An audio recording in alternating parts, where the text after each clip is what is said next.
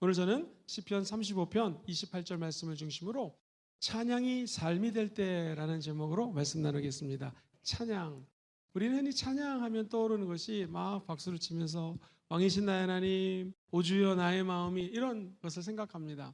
이 찬양의 원래의 뜻은 할렐루야, 이 할랄이라는 단어에서 나왔는데요. 할랄은 하나님을 자랑하는 것입니다. 할렐, 자랑하라. 루, 너희들아. 야, 야훼 하나님을 높이고 칭찬하고 자랑하는 것이 찬양입니다. 얼마 전에 중학교, 고등학교를 같이 졸업한 친구의 어머니가 천국을 가셔서 또 저를 전도했던 친구기도 하고 늘 예수님을 증거했던 친구길래 한번 찾아가서 어머니 장례식에서 기도를 해드리고 왔습니다. 친구에게 이런 저런 얘기를 듣는데 이런 생각이 들었습니다. 저희 친구들은 다 부모님이 그래도 괜찮았습니다. 이 친구의 아버지는 회사에서 어려운 일을 당하셨고 또 사업을 했는데 힘드셨고 어머니는 그 당때부터 아프셨어요. 근데 지금 40년 동안 더 생명을 연장해 주셔서 얼마 전에 천국 가셨습니다. 어쨌든 이제 그런 가정인데 얘는 한 번도 아버지역 어머니에 대한 불평을 얘기한 적이 없습니다. 우리는 놀러 가는데 어머니를 차로 모시고 가서 병원에 늘 모시고 왔다 갔다 해야 되고 이런데도 늘 아버지, 어머니 자랑을 했어요. 하나님이 그 자녀를 복을 주시더라고요. 제 주변에도 어렸을 때부터 부모님을 부족하지만 자랑하고 사랑했던 친구들은 지금 다 잘 됐습니다. 이게 왜 그럴까? 여러분, 이 찬양이라는 거 있잖아요. 이게 하나님을 자랑하는 건데요. 하나님이 보이지 않지만 보이게끔 이 신앙생활 할 수 있도록 보내주신 분이 저희 부모님들이십니다. 부모님께 잘하는 것이 사실은 하나님께 잘하는 거예요. 부모에게 효도하라, 공경하라, 그럼 네가 이 땅에서 장수하고 잘 될 거라고 주님이 말씀해 주신 것이죠. 사람이 자기 부모에게도 칭찬하고 자랑하고 잘하면 하늘의 복이 임합니다. 하물며 오늘 저와 여러분들이 천국 가는 날까지 하나님 아버지를 자랑하고 높이면 하나님은 그 사람을 절대로 버리지 않습니다. 도대체 우리는 어떻게 해야지 찬양이 삶이 될 수 있을까요? 또 찬양이 삶이 되면 어떤 은혜들을 받을 수 있을 것인가요? 먼저 찬양이 삶이 되는 방법에 대해서 세 가지를 말씀드립니다. 첫 번째, 찬양을 올바로 알아야 합니다. 사랑하는 성도님들, 찬양이 무엇일까요? 하나님을 자랑하는 거라고 말씀하셨습니다. 이 어린아이가 길 가다가 예쁜 꽃이 있어요. 꽃을 탁 따가지고 엄마, 아빠 주면은 엄마, 아빠의 마음은 이 꽃이 별거 아니에요. 그런데도 불구하고 꽃을 꽃병에 꽂아놓고 우리 아이의 마음이 담겨있는 거기 때문에 기뻐합니다. 찬양도 마찬가지입니다. 저 여러분들이 찬양 드리다가 음정이 틀려도 박자가 틀려도 상관없습니다. 하나님을 사랑하는 마음으로 올려드리면 하나님이 그것을 존귀히 여겨주시는 것입니다. 저희가 어렸을 때는 해외여행을 나가는 것이 힘들었습니다. 해외여행 자유라가 되고 제 친구가 가까운 나라 중국에 다녀왔습니다. 청년 때니 돈이 없죠. 그래서 자기 엄마를 위해서 반지를 사갖고 왔는데요. 비싼 금반지 이런 게 아닙니다. 실반지고요. 가짜 반지입니다. 그 반지를 사다가 엄마에게 줬는데 친구 어머니가요, 반지가 많습니다. 근데 이 어머니가 그걸 찾지 않고 자기 아들이 준 거를 늘 끼고 다니면서 우리 아들이 준 거라고 맨날 자랑을 하셨던 기억이 있습니다. 이게 뭘 의미합니까? 우리가 무의미하고 값어치가 없는 것 같지만 진심을 담아 주면 부모님이 기뻐하듯이 저와 여러분들이 부족하고 연약하지만 하나님을 자랑할 때 주님은 그것을 받아주시는 것입니다. 찬양은 화려한 것이 아닙니다. 멜로디가 좋다고 해서 찬양받는 것이 아닙니다. 한번 따라해 볼까요? 진심의 마음을 담아 드리는 것. 시작. 진심의 마음을 담아 드리는 것. 그렇습니다. 찬양은 하나님을 향한 마음, 이게 찬양의 본질입니다. 천국 가는 날까지 찬양할 때 자랑하고 싶은 마음, 하나님을 경배하는 마음 놓치지 않고 주님만을 찬양하시기를 주의 이름으로 축원드립니다. 시편 기자는 69편 30절 31절 이렇게 노래합니다. 내가 노래로 하나님의 뭐를 찬송해요? 이름을 찬송하는, 감사함으로 하나님을 위대하다 하리니. 31절 보겠습니다. 시작. 이것이 곧 솥불과 굽이 있는 황소를 드림보다, 야훼를 더욱 황소를 드리는 것보다 하나님의 이름을 찬양하면 하나님이 기뻐한다는 거예요. 우리의 찬양은 무엇이겠습니까? 하나님이 부족하고 연약하지만 야훼 이레 하나님이 모든 것들을 예배해 놓으신 것을 믿고 하나님을 자랑하는 것입니다. 아이가 태어나면 부모가 모든 것들을 예배해 놓듯이 사랑하는 우리 성도님들의 미래를 우리 주님은 다 예배해 놓으셨습니다. 눈에 보이지 않고 손에 잡히는 거 없지만 우리 주님은 사랑하기 때문에, 아들이기 때문에, 딸이기 때문에 저와 여러분들을 변함없이 축복해 주시기를 원하기 때문에 우리의 미래를 준비해 놓으신 분이죠. 그래서 야훼 이레 하나님을 믿기에 그분을 자랑하는 것이고요. 지금까지 지내온 것 주님의 은혜인 거 믿으시면 아멘 해볼까요?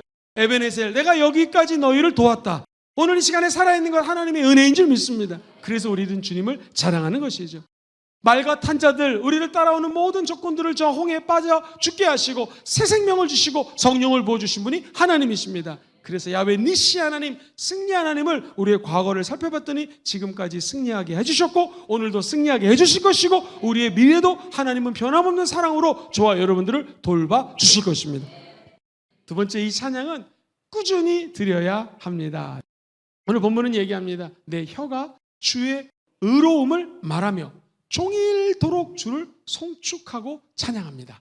쉬운 말은 이렇게 번역을 했습니다. 그리하시면 내 혀가 온종일 주의 의로우심을 선포하겠고 내 입술이 끊임없이 주님을 찬양할 것입니다.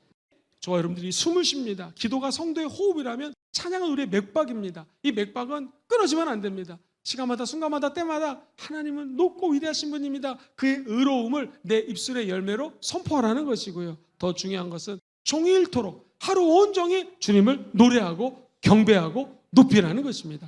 주님은 자기를 자랑하는 자를 절대로 버리지 않습니다. 성경에서도 시편 44편 8절에 이렇게 노래하죠. 우리가 종일 하나님을 어떻게 해요? 자랑해요. 우리는 하나님의 이름에 영원히 어떻게 해요? 감사한다는 거예요.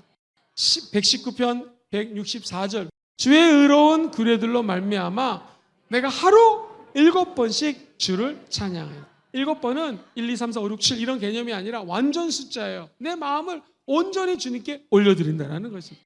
그래서 우리가 찬양을 한다는 것은 두 손을 높이 들고 하나님 내 인생 내 뜻이 아닌 하나님의 뜻대로 가기 원합니다. 그리고 나를 위해 예배해 놓으신 하나님을 자랑합니다 라고 미리 하나님께 선포하는 거예요. 그럼 하나님은 그 자녀를 절대로 버리지 않습니다.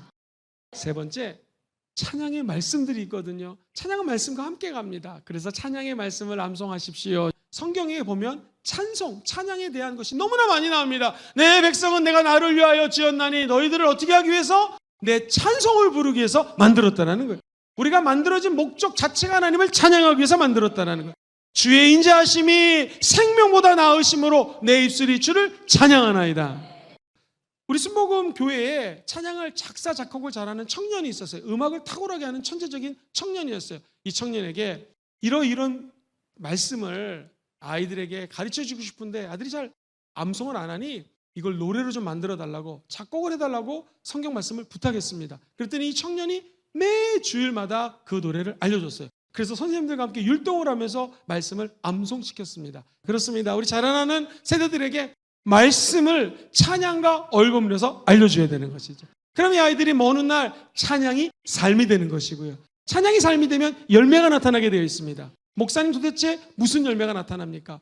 내가 하나님을 자랑하면 무슨 열매가 나타날까요? 내 직장을 자랑하고 우리 직장 상사를 자랑하면 열매가 있는 것처럼 하나님은 반드시 열매를 맺게 해주십니다. 첫 번째, 나를 살립니다. 찬양은 다른 사람 살리려고 하는 게 아닙니다. 내가 살아야 됩니다. 시편 71편 23절에 내가 주를 찬양할 때 나의 입술이 기뻐 외치며 주께서 성령하신 뭐가 즐거워져요? 내 영혼이 즐거워지는 것입니다. 매일매일 이 햇빛을 주시는 분이 하나님이십니다. 아빠가 엄마가 아이들과 얘기를 많이 하면 친해집니다. 부부도 얘기를 많이 하면 친해집니다. 그것처럼 하나님을 찬양하는 자는 하나님과 친밀해지기 때문에 우리의 영혼이 깨어 일어나 빛을 발하게 되는 것이죠. 두 번째, 믿음을 세웁니다. 찬양을 많이 하는 분들하고 붙어 있어야 돼요. 왜냐하면 이분이 하나님을 자랑하잖아요. 그럼 내 믿음이 자라납니다. 찬양은 영적인 센스를 깨워줍니다. 그리고 말씀을 보는 안목을 넓혀줍니다. 왜? 하나님을 자랑하니까 성경의 저자이신 하나님이 우리 눈을 열어주셔가지고 말씀을 깨닫게 하는 거예요. 안경이 없으면 잘 안 보여요. 침침합니다. 안경을 끼면 볼 수 있는 것처럼 저와 여러분들이 찬양하는 자들이 성령님께서 영안을 열어주시고 말씀을 보게 해주셔서 분명히 신약을 읽는데 구약의 말씀이 떠오르고 구약을 읽고 있는데 신약이 연결되는 경우 체험해 보셨습니까? 하나님이 우리의 눈을 열어주셔야 돼요. 찬양은 저와 여러분들에게 영적인 은혜를 베풀어 주시는 하늘의 영광입니다. 거룩한 안경이 찬양이 될 수 있다는 거예요. 그래서 찬양을 할 때마다 말씀을 더 깊이 깨닫게 되는 것이죠. 찬양을 더욱더 뜨겁게 믿음으로 올려드리면 주님은 나에게 믿음을 부어주시고 이 믿음은 옆으로 전이가 돼가고요. 또 그 사람은 옆으로 믿음을 전파하는 것이죠. 그래서 세 번째, 찬양은 세상을 바꿉니다. 찬양은 개인을 넘어 가정이면 가정 공동체에 임하는 것. 예배당에서 찬양하는 것이 별거 아닌 것 같지만 하나님의 영광이 이 가운데 임하게 되는 것이. 시와 신령한 찬양으로 함께 주님을 찬양할지어다. 그 영광에 함께 하시기를 주의 이름으로 축원드립니다.